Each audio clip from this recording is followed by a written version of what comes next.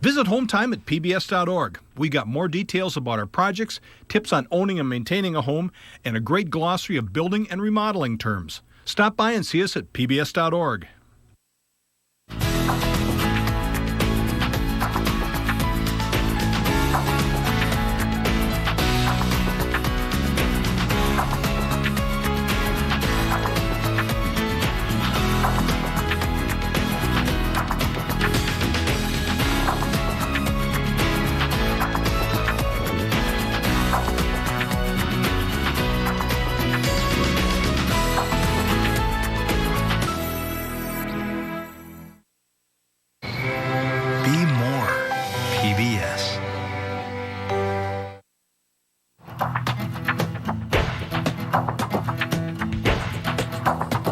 The goal is to replace the weeds with some nice low-maintenance grasses and wildflowers. So now that a few weeks have passed, it's time for Steve Gutnick and Tom Jameson to work a little magic around the cul-de-sac here. Today our job is to get the site prepared and get everything smooth for seeding. We want to till the area up, loosen all the soil, then we're going to go back, harrow it out, grade everything out so that you got a real crumbly surface. Now again, we're going to be hydroseeding this whole thing. What goes into that whole mulch mix? The tank's going to be filled with water. We add wood mulch material to it for our stabilization. After you mix it, just get the hose out and have someone help you and spray it out. Get a nice even cover, just kind of like when you're painting. Now the mulch goes on wet, hence the name Hydroseeding, and we're using a wood fiber as opposed to a paper because it'll stay moist up to 4 times longer.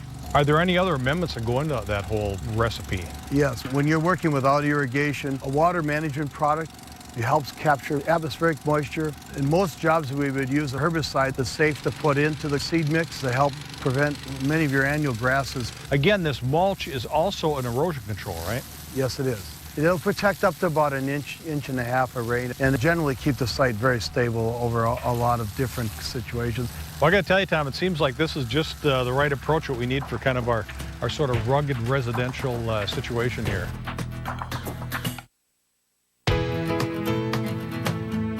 And you're on the wrong side of the world there, Jim. Yep, right. Kind of am. Okay, all right, here, let me get like this. Okay, one of us got a drop, Tommy. Oh, big fell. Going Dude! You still use it. Okay. 0 for 1. Oh, nice. Oh, watch out, Bill. All right. That might be TV. Cirque du Soleil is returning to Roanoke's Berglund Center with OVO, an acrobatic interpretation of how insects work, play, fight, and look for love in a non-stop riot of energy and motion. Blue Ridge PBS has exclusive tickets to this once-in-a-lifetime extravaganza. Make your pledge now and get these tickets available only to members of Blue Ridge PBS. And thank you. Next time on Doc Martin. How did the exercise go last week? Well, it was a bit of a disaster. Martin and Louisa get unexpected advice. Was she saying that we should get a divorce? A tourist is appalled by Martin's manner. Shut up, get out, close the door. You let him speak to you like that? Speaks to everyone like that. And PC Penhale has a decision to make. I've been offered a transfer. I don't know what we'd do without you. Doc Martin. Thursday night at 9 on member-supported Blue Ridge PBS. I came to the United States when I was 24 years old. I did not speak any English. I felt very, very lost, really not knowing what to do with my life. One day on TV, there was Sesame Street. Ernie and Grover and Cookie Monster. And it's not only that I learned to speak in English, now I know how to live in the United States. So this is how you do it. Now I'm powerful.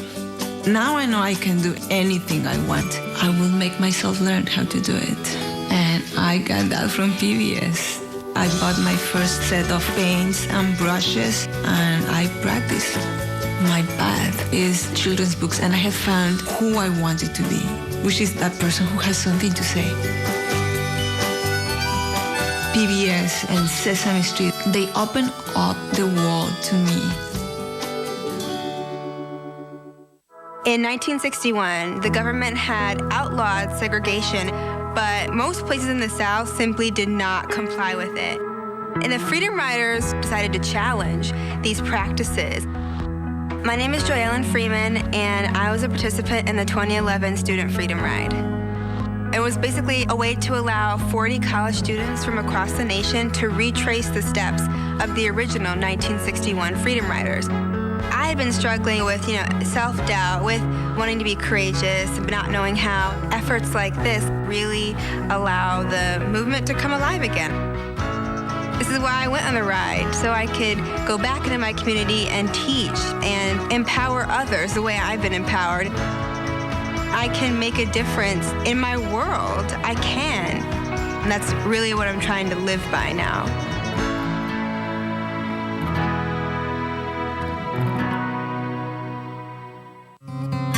You're watching member-supported Blue Ridge PBS.